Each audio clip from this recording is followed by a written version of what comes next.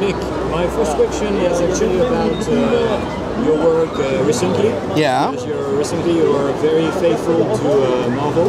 Yeah. I was wondering if it's just because you're a Marvel fan, or it's just work, business as usual? It's just work, business as usual. Okay.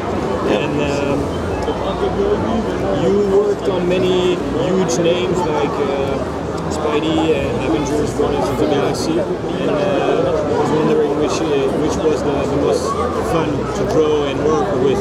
I've enjoyed every project that I've got to do at Marvel. Like, they're all fun for me, just because I am a huge comic nerd. But to me, mostly Wolverine and the X-Men, because I got to create something and we got to really sort of make that title our own. I'd have to say that's probably my favorite so far. Okay. And about your work, maybe on Marvel and personal projects, what are your upcoming titles?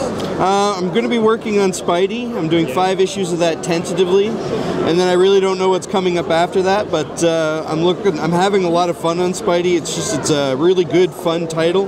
Yeah. For me, that's one of the things when I draw a book. I look more for less serious, more adventure. Like, to me, that's more important. So, and I'm inspired more by it. So, Spidey just was a perfect title for me to sort of jump into. I get to do a lot of the classic villains and, you know, young Peter Parker just sort of figuring stuff out. It's really enjoyable. Okay. And which villain is your favorite? So far, Sandman. I've really had a lot of fun with Sandman. I can make him really organic, and I get to do all kinds of weird effect stuff, which is, you know, what I enjoy doing, the detail work. So, so far he's been the most fun. I read on the internet that you are, and I heard that you are hugely influenced by art elements. Oh yeah, absolutely. And when I'm speaking about your art with fans, they're telling me that you're pretty close to his style and his work. So, what can you tell us about that? Is that I think it's a big compliment, right? Yeah, it's a compliment for me. I don't know how it is for Arthur.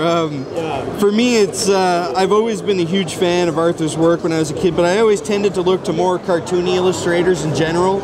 You know, like Michael Ringo was a big influence, Michael Golden was a big influence, Alex Toth was a big influence. Arthur was always the one where I sort of enjoyed his balance of aesthetic. Like, he always had that cartoony, but even more of like a little bit more of a dynamic realism to it. I enjoyed that, you know, like I always sort of wanted to aspire to that. Okay, and I was wondering if, as many artists, comic book artists, you are willing to write a series? Not really write, because I know my strengths and weaknesses. I can come up with really good ideas, and I could be a contributor, but I don't think I could outright write projects or create projects. I would never say no, you know, like it's something I may want to try eventually as I get older, but for right now, I'm quite happy to just be a contributor and a fan on the books, and I'm having a lot of fun. Okay, and because I was asking this question because of Rockin'. Yeah? Oh, wow. And the popularity of the image model nowadays. And what can you tell us?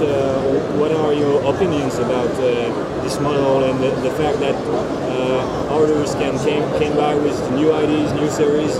Is that something that interests you? Or? Oh yeah, very much so. I mean, before I'm 40, I'm 36 now. Before I'm 40, I'd really like to be attached to working on something creator-owned.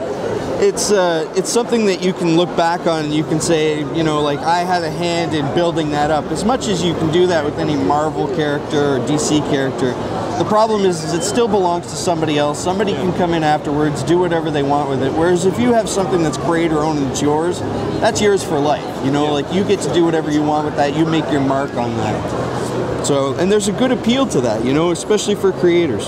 And do you have any ideas of creator-owned series for yourself or friends? I don't know. I've talked to some interesting friends that I have in the industry. There's always irons in the fire. Every artist will tell you that.